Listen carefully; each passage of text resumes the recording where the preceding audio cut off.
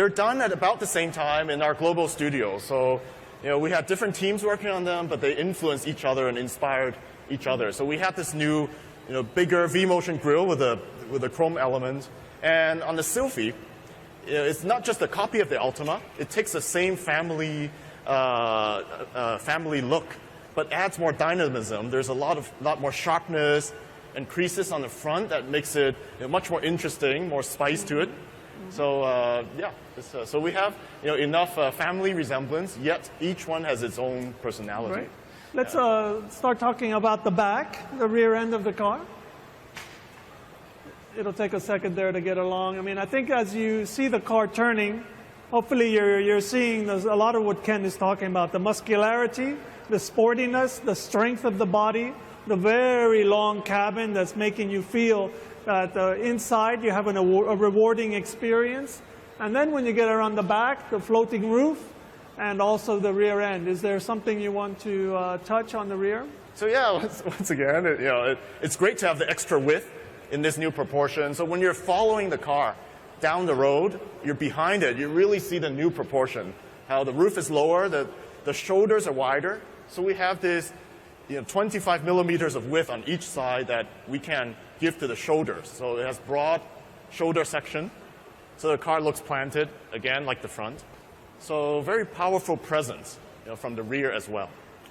Well, when you were working with the engineers, how were you able to get the tires so close to the body and really pull out the fender? It looks like the car's top is sitting on a strong pedestal. Yeah, this is very important to us. So, we could put all the lines, all the styling lines on it we want, but fundamentally, what's going to make the car look great is the proportion. So not only bringing the height down, we widen the body, but we knew just widening the body is not enough, so the track is pulled out as well. So we worked with our engineering teams, to bring the track out also 25 millimeters on each side, so the tires, you can see that they're almost flush to the body, making a very strong stance from the quarter view.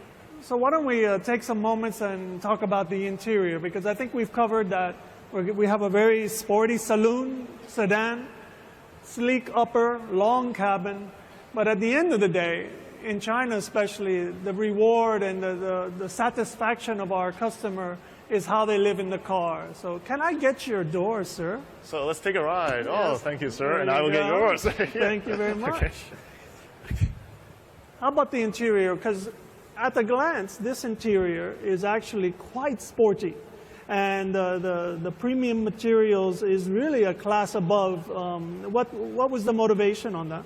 Somewhat tall, but there is actually more space felt inside the car than the current one. And I think that Ken's team has been working on the sculpting of the back of the seats, also how to deal with color and materials to really show a sense of openness and width. So is there anything, I mean, how difficult was it to get the kind of big American head in the back here?